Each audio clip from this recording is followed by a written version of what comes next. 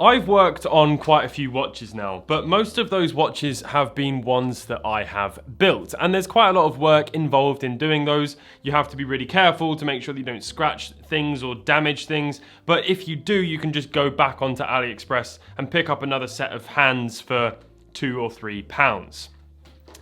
I haven't, however, worked on many actual watches. And today, I'm going to work on a watch that's worth about $3,000. This is my Cartier Santos.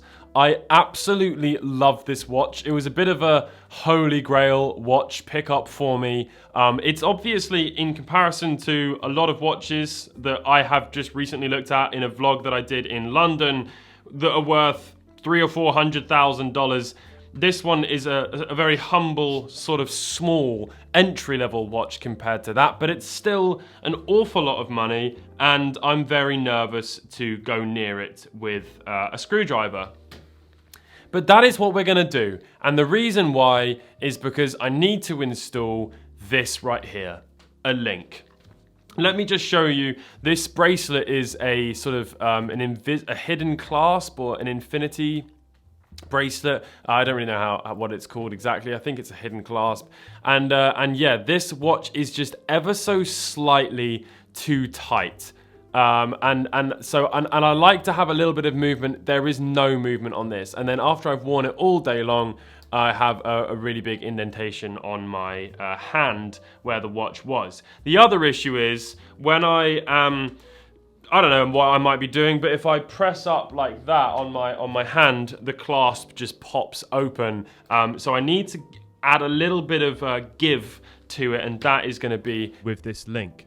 So we're going to do that in today's video. It shouldn't be too difficult. However, I am absolutely terrified. I bought this watch, basically I had a Cartier Tank, which is a slightly skinnier watch. It was on a black leather strap, and that looked really, really nice. But I think that the Santos is a little bit more me, and it's just absolutely beautiful. It's got these really nice blue hands, blue indice, Roman numeral indice markers around the side. It's got the date at 6 o'clock. It is quartz. It's I think unpolished. I mean, it's got this sticker on the back, so it's certainly not ever been polished by Cartier because they would have taken that off, but I'm fairly certain it's actually just straight up unpolished. It might have been polished once or twice, but it's in really, really good condition.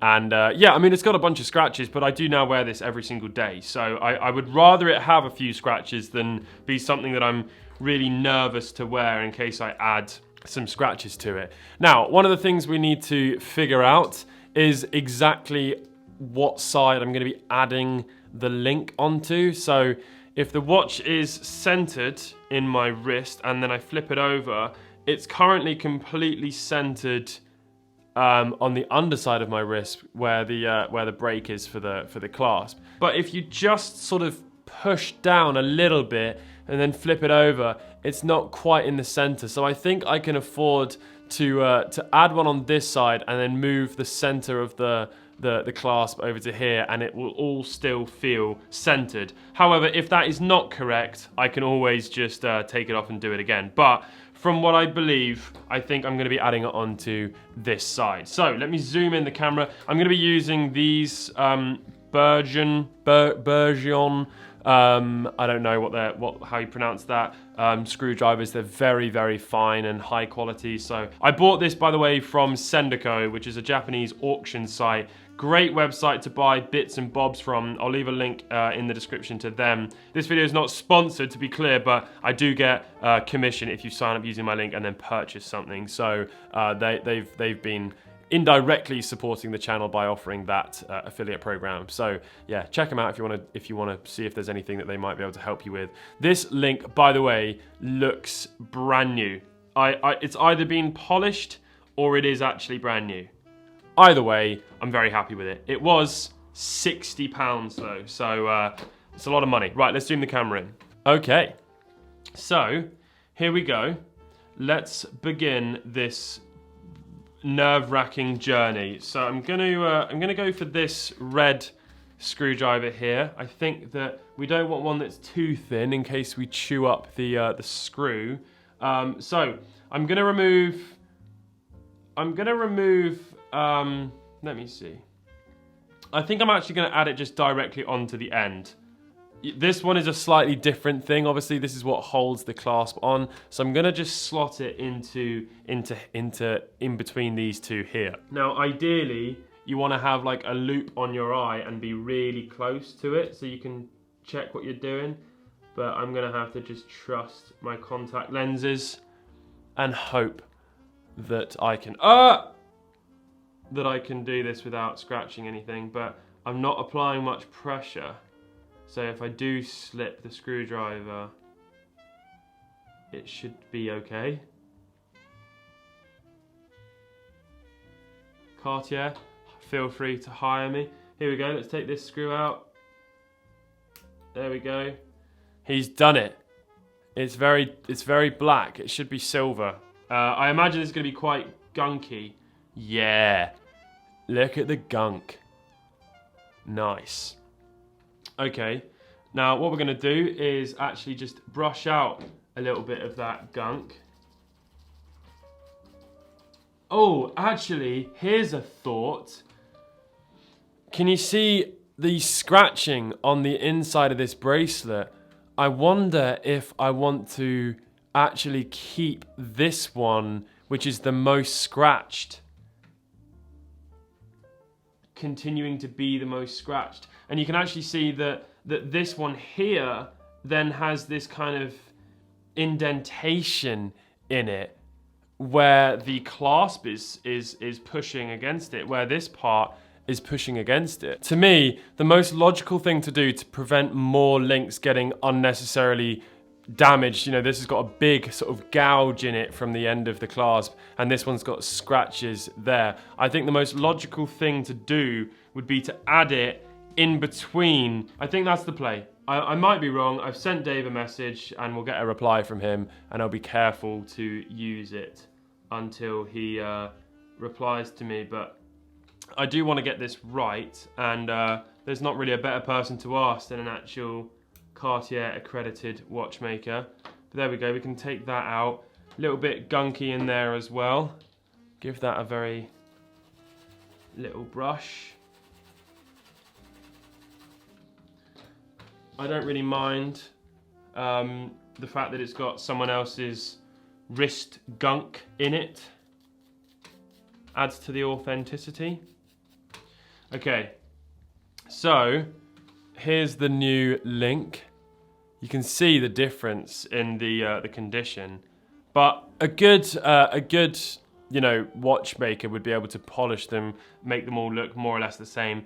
You're not going to make that one look any better though, where that's actually got that wear in there, you know, where it's actually kind of been cut out. You're not going to make that look any better, but that's fine. So yeah, that's going to go in there, and that fits beautifully. It is in obviously better condition than all the other ones, but it is underneath, so you don't really see that sort of thing. I'm not so worried about that, and it is going to get scratched up as time goes by. Let's give the screw just a little gentle brush. Here we go. And then screw it down.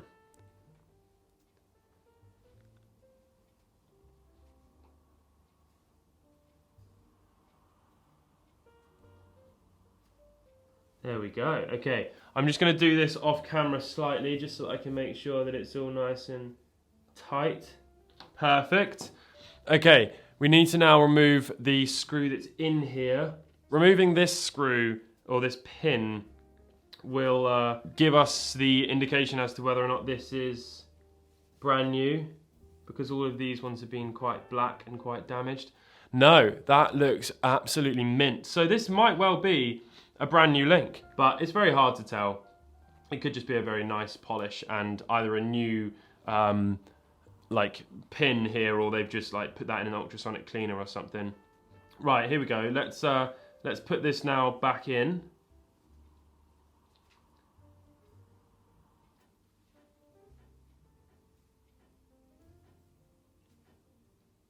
Screwing it in.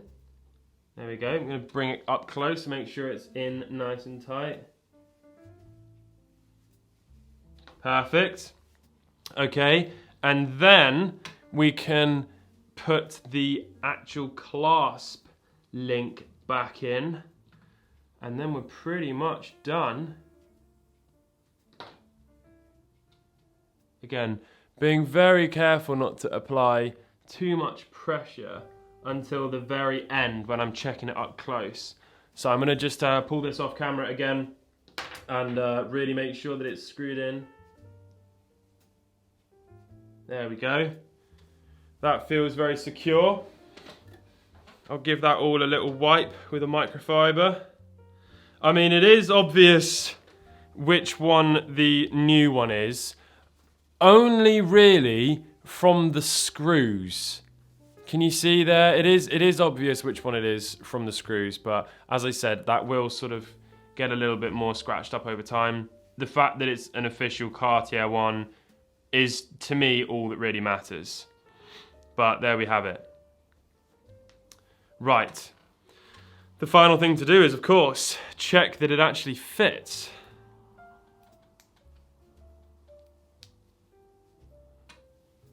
Much better. Much better. And is it in the center? Yes, it is. Perfect. I've done it. And the fact that I've actually done that myself is really cool.